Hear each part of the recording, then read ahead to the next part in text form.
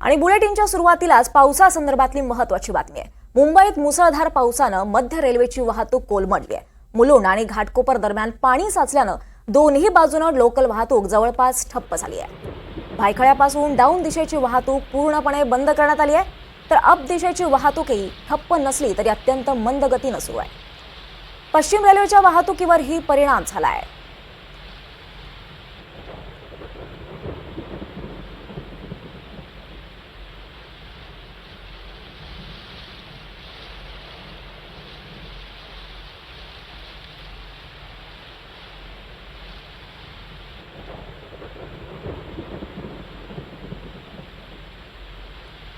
मुंबईत झालेल्या मुसळधार पावसानं घाटकोपरमध्ये रुळावर पाणी आलंय।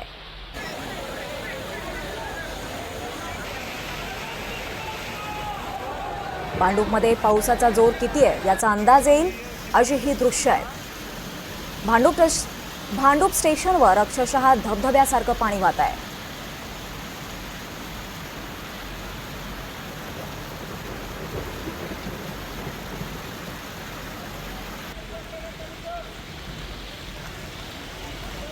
तर आपण पाहतोय जाता जाताही पावसानं मुंबईकरांना चांगलाच दणका दिलेला आहे।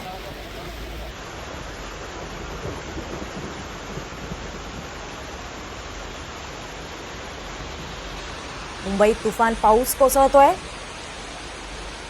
ठाण्यासह घाटकोपर, कुर्ला, भांडूप, विक्रोळीत दमदार पाऊस कोसळतोय। रस्त्यांना नद्यांचं रूप आलेलं आहे आणि रेल्वे वाहतुकीवरही याचा परिणाम झालेला आहे।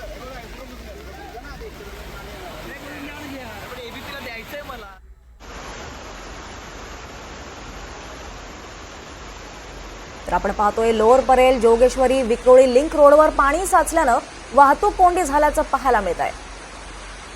तर पुण्यात देखील मुसळधार पाऊस कोसळत असून प्रचंड वाहतूक कोंडी झाल्याचं पाहायला मिळत आहे। कार्यालयीन कामं आटपून घरी परतणाऱ्या नोकरदार वर्गाचं चांगलेच हाल झालेत।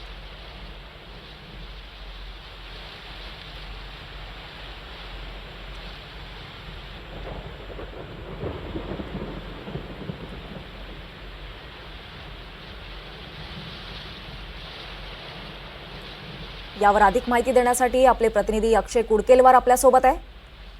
अक्षय, पावसानं अक्षरशः जाता जाता मुंबईकरांना झोडपलंय। सध्या तिथे काय परिस्थिती आहे? दीपाली, आपण जर बघितलं तर सध्या मी मुंबईच्या बांद्रा बँडस्टँड परिसरामध्ये आहेत। बांद्रा बँडस्टँड परिसरामध्ये मोठी गर्दी यावेळी आपल्याला बघायला मिळते, इतर वेळी जर असली तर। मात्र आज जो मुसळधार पाऊस सुरू आहे, या मुसळधार पावसामुळे अक्षरशः निर्मनुष्य हा संपूर्ण परिसर बघायला मिळतोय आणि रस्त्यावर मोठ्या प्रमाणात पाणी साचल्याचं चित्र या संपूर्ण परिसरामध्ये आपल्याला बघायला मिळतंय। या सोबतच ही सध्या बांद्रा बँडस्टँड परिसरातली दृश्य आहे। मात्र एकूणच मुंबई बद्दल जर दीपाली आपल्याला जाणून घ्यायचं असेल तर मी मुंबईतनं ज्या भागातनं प्रवास केला, मुंबईतील पश्चिम द्रुतगती महामार्ग असेल, मुंबईतील पूर्व द्रुतगती महामार्ग असेल, ईस्टर्न एक्सप्रेस हायवे आणि वेस्टर्न एक्सप्रेस हायवे पूर्णतः जाम आहेत। अनेक ठिकाणी वाहतुकीची कोंडी झालेली आहे। मुंबईची मध्य रेल्वे प्रचंड खोळंबलेली आहे, रेल्वेचं वेळापत्रक खोळंबलेलं आहे आणि त्यामुळं अनेक चाकरमानी जे घरी पोहोचत आहेत त्यांचे देखील मोठ्या प्रमाणात हाल होत असल्याचं चित्र आपल्याला बघायला मिळते प्रत्येक मध्य रेल्वेच्या स्थानकावरती। दुसरीकडे आपण जर बघितलं तर मुंबईतील जो सखल भाग आहे, या सखल भागामध्ये मोठ्या प्रमाणात पाणी देखील साचत आहेत। मुंबईतील अंधेरी सबवे, या सबवेमध्ये देखील पाणी साचलेलं आहे आणि हा सबवे वाहतुकीसाठी बंद करण्यात आलेला आहे। विक्रोळी, कन्नमवार नगर असेल, टागोर नगर असेल, या परिसरात मोठ्या प्रमाणात पाणी साचण्यास सुरुवात झालेली आहे आणि त्या ठिकाणची वाहतूक ठप्प झालेली आहे। त्यासोबतच इतक्या मोठ्या प्रमाणात पाणी साचण्यास सुरुवात झालेली आहे की त्याचा परिणाम आता पूर्व द्रुतगती महामार्गावर होतोय आणि ठाण्याकडे जाणारी जी वाहतूक आहे ती पूर्णतः खोळंबलेली आहे। ज्यावेळी पावसाने दीपाली जोर पकडला त्यावेळी आपण जर बघितलं तर संपूर्ण मुंबईतील चाकरमान्यांची आपल्या घरी जाण्याची लगबग सुरू होती आणि अशातच या चाकरमान्यांना परतीच्या पावसाने वेठीस धरलं, त्यामुळे मोठे हाल होत असतानाचं चित्र आपल्याला सगळीकडे बघायला मिळतं। पश्चिम रेल्वेची जर परिस्थिती बघायचं झालं तर पश्चिम रेल्वेवरती देखील काही परिस्थिती वेगळी नाही। पश्चिम रेल्वे देखील काही प्रमाणात खोळंबलेली आहे आणि जी धीम्या गतीवर सगळी वाहतूक जी आहे जलदगती महामार्गावरची, जलदगती रेल्वे मार्गावरची ही धीम्या गती मार्गावरती पश्चिम रेल्वेनी वळवलेली आहे आणि त्यामुळं पश्चिम रेल्वेवरती देखील गाड्या काहीशा उशिराने धावत आहे. असंच चित्र हार्बर रेल्वे मार्गावर आहे.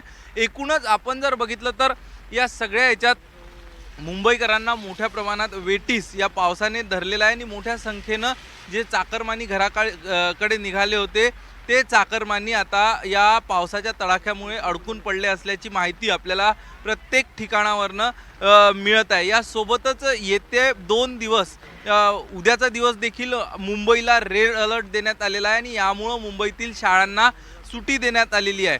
त्यामुळं आपण बघतोय की गेल्या काही दिवसांपासून पावसाने विश्रांती घेतली होती. त्यामुळं ज्या यंत्रणा होत्या आपत्कालीन व्यवस्थापन यंत्रणा असेल त्यासोबतच नक्कीच. महानगरपालिकेची नक्कीच जी धन्यवाद response team अक्षय असेल या त्या सगळ्या सविस्तर माहितीबद्दल. तर अंधेरीत मुसळधार